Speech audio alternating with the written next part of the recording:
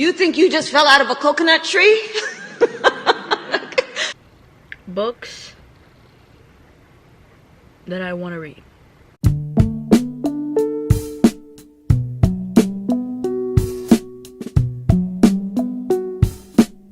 Okay, I just started an antidepressant, so I might have a little bit of brain fog. I don't know, that's not a side effect of antidepressants. That's just a side effect of it being late. Okay.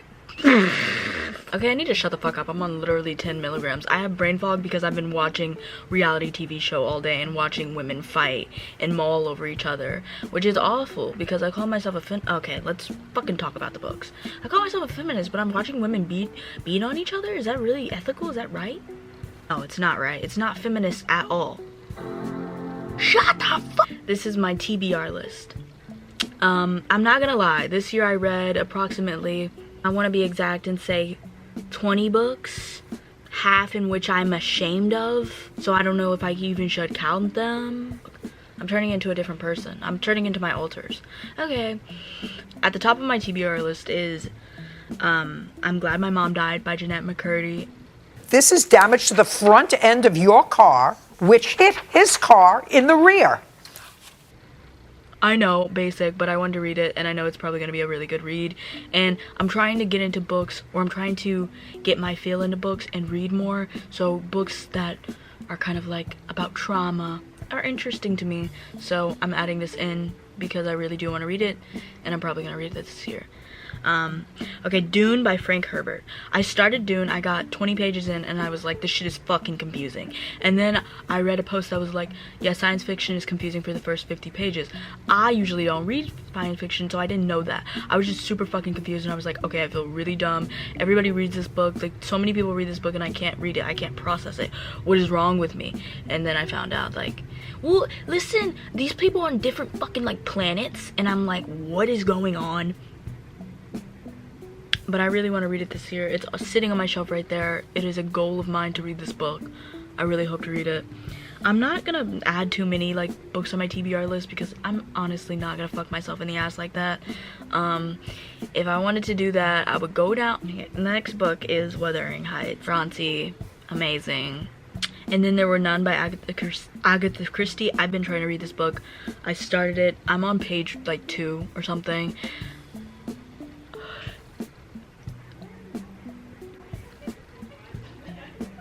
I Used to Be Charming by Eve Babbitt. I want to read more Eve Babbitt. I read Slow Days Fast.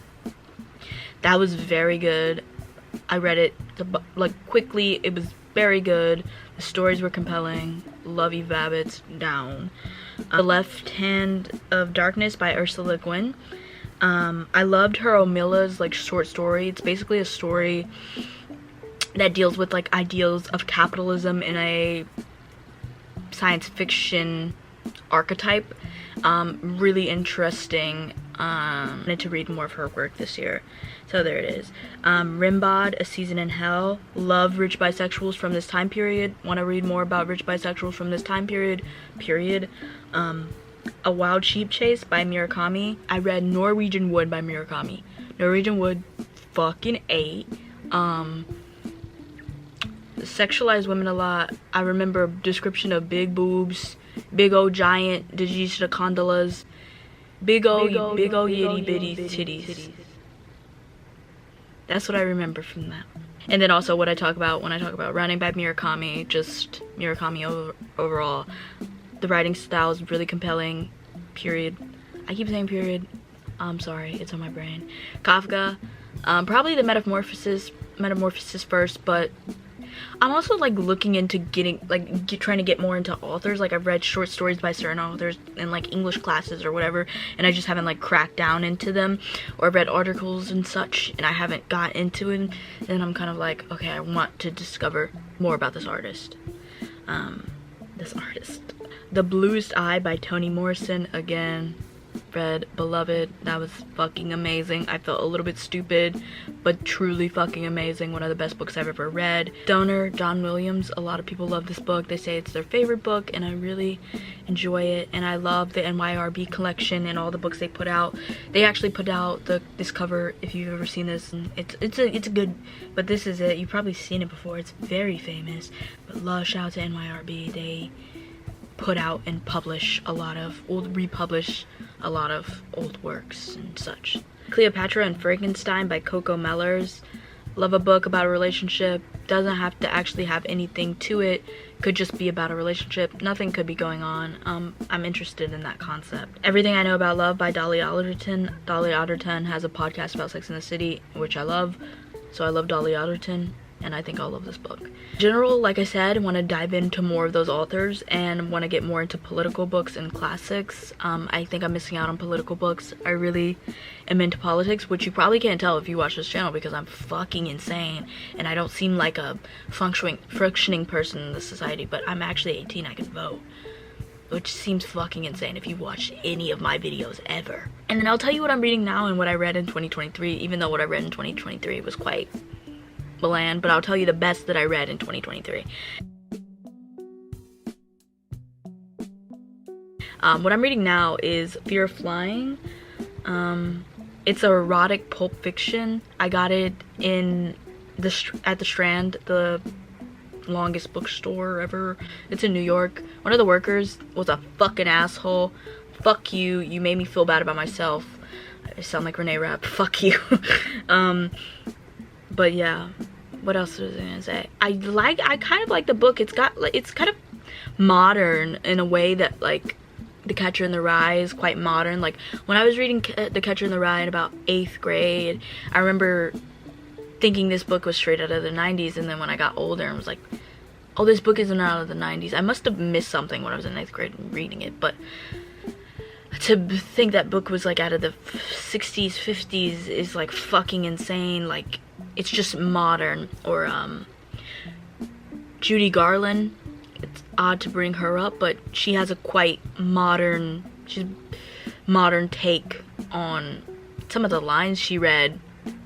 I mean, you just don't come up to a girl and say the humidity is very high for this time of year. Will you marry me? Well, I just didn't want to get romantic. Oh, you just didn't want to get romantic. What are you saving it for? Well, I thought we were above that sort of thing. Oh, well, Henry, maybe you are. I hope I'm not.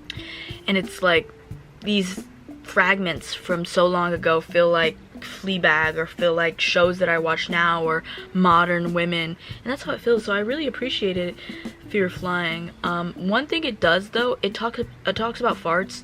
Listen, I don't know why, but it turns me off in books when it talks about like farting. I don't think we can deal with farts. And I'm not one of those stuck up people. Like I'm not, like, farts are funny, they're funny, but like when I'm reading a book and it's like she farted, it like turns me off so much. It fucking yucks me. Like it really like turns, like the way that it disturbs my brain, it's insane. I don't like it. Don't put farting in your book. I don't know. And like I said, I can deal with some, like, I've read some gross shit. I read a book about piss once, but it still just does not bother me like a reference to a fart, or somebody being like, she farted. Ew.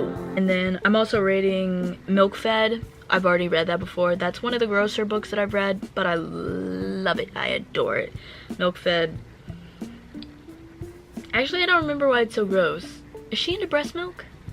And I'm also reading The Prince by Machiavelli for my history class, and I'm almost finished with that. What I read in 2023, Stephen King, 11/22/1963, is a book about the JFK assassination. It's one of the longest books I've read. I make a point out of not reading long books because I think they're fucking boring, so I don't read them. This book was absolutely good, and it was amazing. There's a series with James Franco on Hulu that I'm kind of want to watch, but it's about this time traveler, and he goes back to when JFK was assassinated to stop it all, And then plot twist, oh, when he comes back to the future, things have changed. But so much happens in between that. There's a love story in it. It's very good. It's very interesting. Beloved by Toni Morrison. Beloved is about this child. Well, I don't know if I can explain Beloved without getting kind of triggery and gory. So a girl shows up claiming to be the dead child of the protagonist, of the mom in the story, and it's kind of about this unraveling of the relationship and about the house altogether. And Toni Morrison uses beautiful writing, imagery, figurative language to explain this situation, and uses ideals of religion to express the dichotomy of this relationship. And it's just like, it's beautiful, it's difficult to understand, and it's amazing. Junkie by William Burroughs. William Burroughs wrote the book Queer and wrote many great works, but the book Junkie is just about William Burroughs being addicted to junk, heroin, and his travels around the country and the time that he was addicted to heroin. And it's very honest and it's very raw. Just Kids by Patti Smith. Love that book. I think I liked it less than most people love it. I'm not a big memoir, oh, I can't say that word, memoir girl. Not a big one. I don't know why. I just guess real life doesn't interest me. I really liked the way that Robert Mapplethorpe was explained. I liked the ideas of him in the book. That was one of my favorite parts. It stays in my mind. The imagery of Robert Mapplethorpe. As a man and as a person, you can really see him drawn out, and you can see exactly what the relationship was between Patty and Robert, and I thought that was amazing and beautifully written. The Stranger, Albert Camus. The Stranger by Albert Camus is about a man who gets wrongfully convicted for murder, and there's not really any proof, and he just like follows through, like basically getting executed.